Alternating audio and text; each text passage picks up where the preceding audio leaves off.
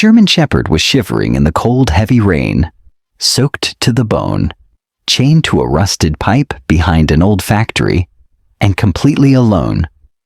His fur clung tightly to his thin frame, and the metal chain had cut deep into his neck, leaving angry red wounds that bled slowly under the storm's relentless beating. He didn't bark, he didn't growl, he just sat there, silent, defeated, as if hope had long left him. Officer Jake Wilson hadn't planned to be on Oak Ridge Road that night. In fact, he wasn't even supposed to be on patrol at all. A last-minute shift change had placed him behind the wheel during the worst storm of the year. Thunder cracked the sky, and sheets of rain pounded his patrol car like angry fists. Jake's eyes caught a flicker of movement near the old brick factory, barely visible through the storm-streaked windshield. "What the hell?" he muttered, reaching for his flashlight. As he stepped out into the downpour, his boots splashed into ankle-deep puddles. The beam of his light danced across the crumbling wall, then froze, locking onto a pair of tired amber eyes staring back at him. "A dog?" Jake whispered. He moved closer, heart tightening at the sight. The shepherd didn't back away. He just lowered his head, too weak to stand, too broken to fear. Jake crouched down, raindrops racing down his face, and saw the blood. The chain was wrapped too tight, deliberately cruel. Whoever had left this dog here hadn't planned on coming back. Jake hesitated. Protocol said to call animal control. Let the professionals handle it. But he already knew the answer. They wouldn't come out till morning. The dog didn't have that long. His jaw tightened. "Hang in there, buddy," he murmured, hurrying back to his car. He grabbed the bolt cutters from the trunk, ignoring the voice in his head, warning him about breaking rules. With one strong snap, the chain clattered to the ground. The dog didn't run. He simply lifted his eyes to Jake, and in that one look, a flicker of trust sparked between them. Jake took off his raincoat and gently wrapped it around the trembling body. Carefully, he lifted the shepherd into the back seat of his patrol car. The dog let out a soft sigh, almost like a thank you, before curling into a shivering ball. Jake slid behind the wheel, soaked and speechless. He glanced in the rearview mirror at the dog, now safe, but barely holding on. He had no idea who this dog was, no idea what pain he had survived. But something deep in Jake's chest stirred, something that told him this wasn't just a rescue. This was the beginning of something much bigger. The storm had passed, but the air was still cold and heavy as Jake pulled into a quiet street just outside the city. His patrol car stopped in front of a small white building with a green sign that read, "Lena's Pet Care, Vet Tech Services." Inside, soft lights glowed through the window. He glanced at the back seat. The German Shepherd was curled up under the raincoat, still weak, but finally asleep. Jake stepped out and gently opened the door. "Come on, buddy," he whispered. The dog opened his eyes slowly, as if trying to understand where he was. Jake lifted him carefully in his arms and carried him inside. The little bell above the door jingled as Jake stepped into the warm clinic. A woman in her early 30s with kind eyes and a ponytail looked up from the counter. "Jake?" she said, surprised. "What are you doing here at this hour?" "Hey, Lena," he said softly. "I need your help. It's urgent." Lena's expression changed the moment she saw the dog in his arms. Oh no. What happened to him? Jake laid the dog gently on the exam table. Found him chained up behind the old factory on Oak Ridge. He was in bad shape. Couldn't leave him there. Lena was already pulling on gloves. "You did the right thing. He's lucky you found him." She began checking the wounds, cleaning the cuts around his neck and feeling his ribs. He's malnourished, but his eyes are clear. He's been trained. Look how he stays still. Jake watched closely. Yeah, he never barked, never growled, just trusted me. Just then, Dr. Meyer, the head veterinarian, walked in. He was an older man with gray hair and reading glasses. Heard we had an emergency? Lena nodded. This dog was rescued from some awful conditions. He needs a full checkup. Dr. Meyer gently examined the dog, checking his legs, ears, and back. Suddenly, he stopped. There's something here, he said. He carefully pushed the damp fur aside near the dog's left shoulder. Underneath, almost hidden, was a small black tattoo, numbers and letters. This is military, Dr. Meyer said in surprise. This dog was part of the army. Jake stepped closer. Are you sure? Positive. Military working dogs are given tattoo IDs. This one, someone tried to hide it, but it's still readable. Jake felt a chill run down his spine. Then he's not just any stray. I'll send the number to the database, Lena offered quickly. Within minutes, they had an answer. Jake's phone buzzed. It was his partner, Detective Emma Cruz. I ran the ID, she said. His name is Rex. He was assigned to a handler named Captain Thomas Keller. They were injured together during a mission. But while the soldier was recovering, Rex was stolen from a military base. Jake's grip on the phone tightened. What happened to Keller? He survived, but Rex disappeared 2 weeks after the mission. And there's more. Rex's name came up in one of our undercover reports. Jake blinked. What report? Emma's voice lowered. A dog-fighting ring. One that's been stealing military dogs, the well-trained ones. They use them in illegal fights for money. Jake stared at Rex, who now lay quietly on the table, looking up at him with tired eyes. No, Jake said firmly. He's not going to a shelter. Not a chance. I figured you'd say that, Emma replied. He might be the only link we have to the group. Jake hung up and turned to Dr. Meyer. Can he stay here for the night? Dr. Meyer nodded. Of course, but he needs rest and food. We'll keep him warm. Jake looked at Lena. I'm taking this personally now. Lena raised an eyebrow. Jake, you know what you're getting into? He looked back at Rex, whose tail gave a weak thump against the table. I don't think I found him by accident. I think this dog was meant to be found. Lena smiled faintly. Then let's give him a second chance. As Jake left the clinic that night, the wind had died down. The storm clouds were gone, replaced by a clear sky and a pale moon. But something had changed inside him. He came to help a dog, and uncovered a secret far bigger than he imagined. What he didn't know yet was that Rex wasn't done fighting, and neither was Jake. The next morning, Jake arrived at Lena's clinic just after sunrise. The storm was over, and the sky was clear.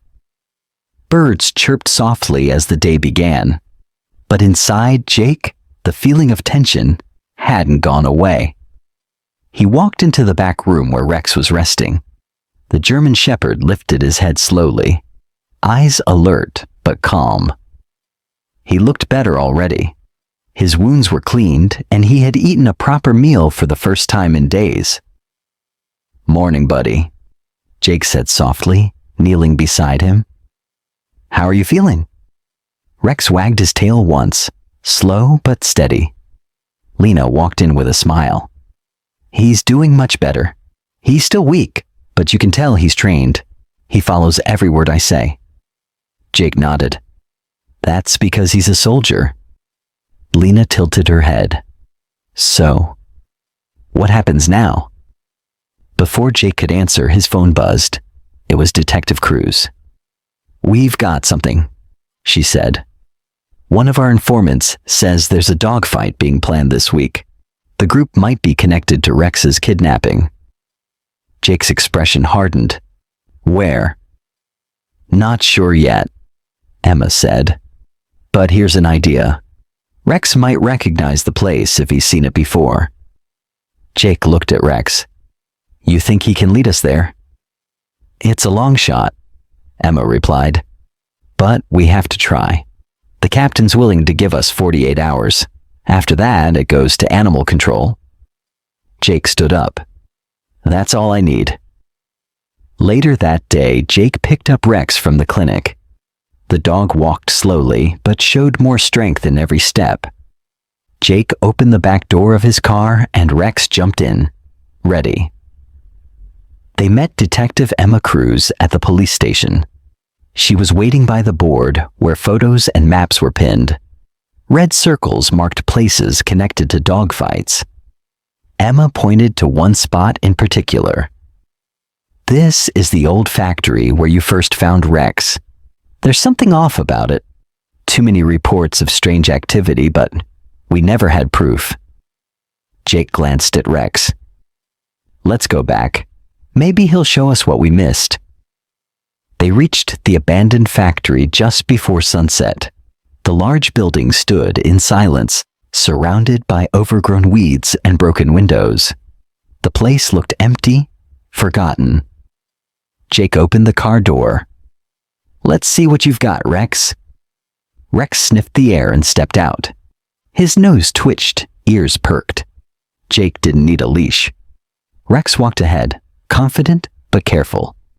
Inside, dust covered the floor, and old machinery sat rusting in the corners.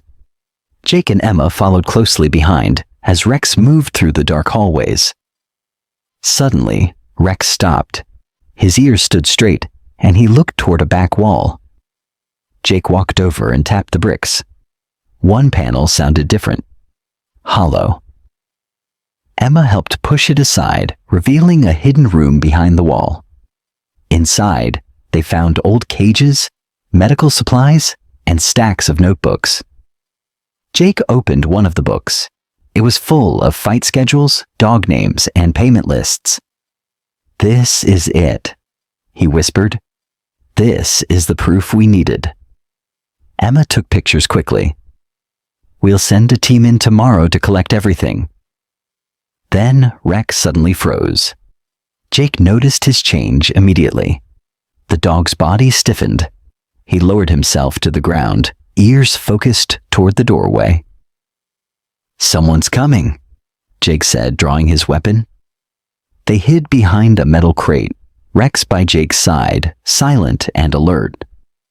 Two men walked in, laughing and unaware. One of them carried a plastic bag full of raw meat. The other had a large ring of keys. As soon as they stepped fully into the room, Jake stepped out. Police! Hands where I can see them.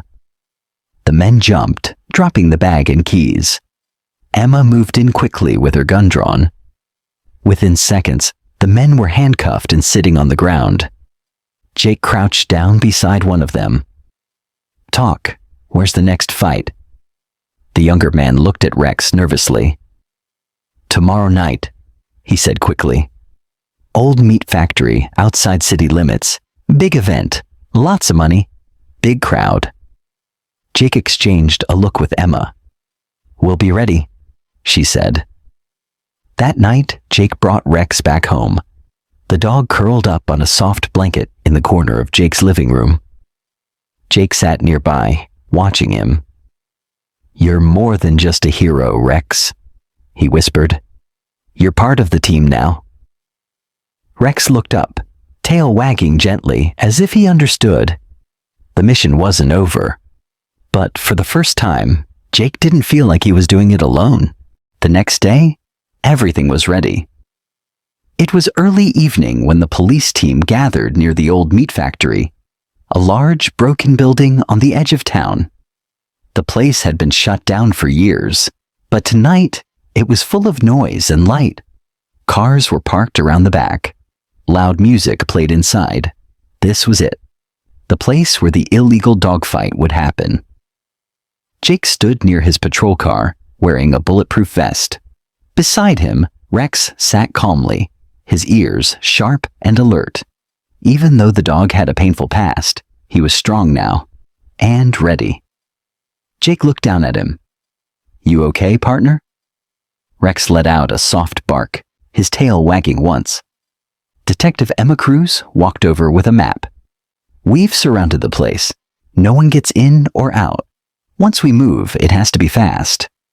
Jake nodded. "Let's go." The police team moved in quietly, entering from all sides. Jake and Rex led one of the groups toward a side entrance. The building smelled bad, old meat and chemicals, but Rex didn't slow down. Suddenly, Rex froze.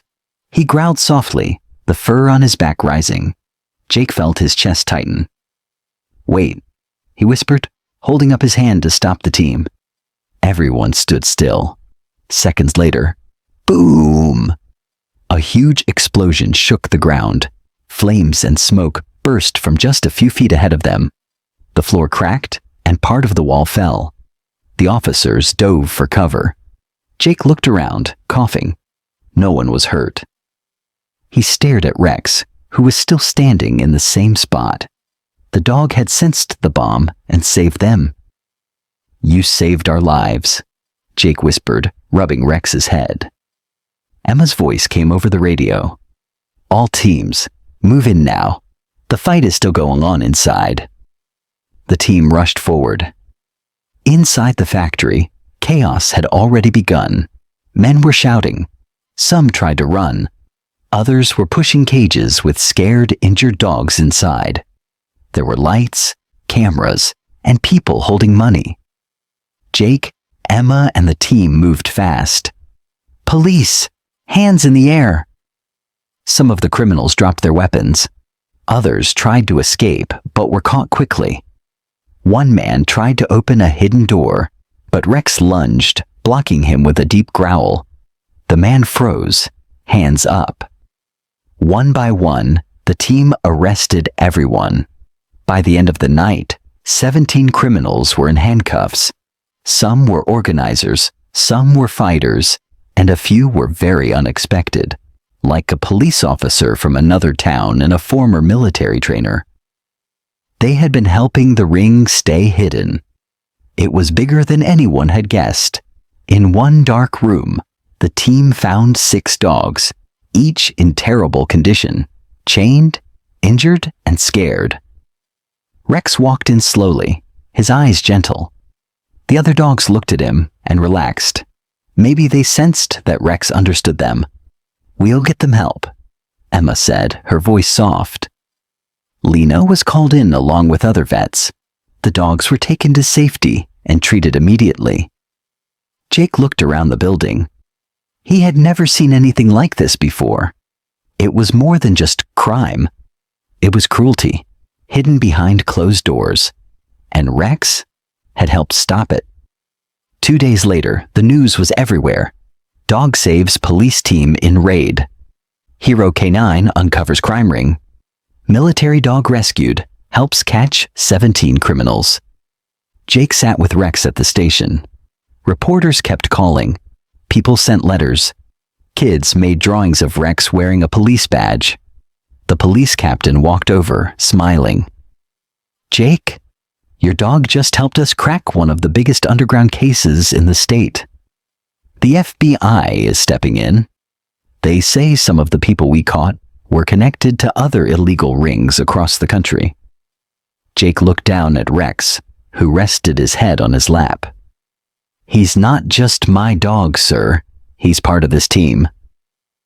Later that evening, Jake took Rex to the park. The sun was setting, and the sky turned orange. Families played in the distance. Children pointed at Rex, whispering excitedly. Rex trotted beside Jake, his tail swaying. "You're not just a dog anymore," Jake said softly. "You're a hero." Rex looked up, tongue out as if smiling.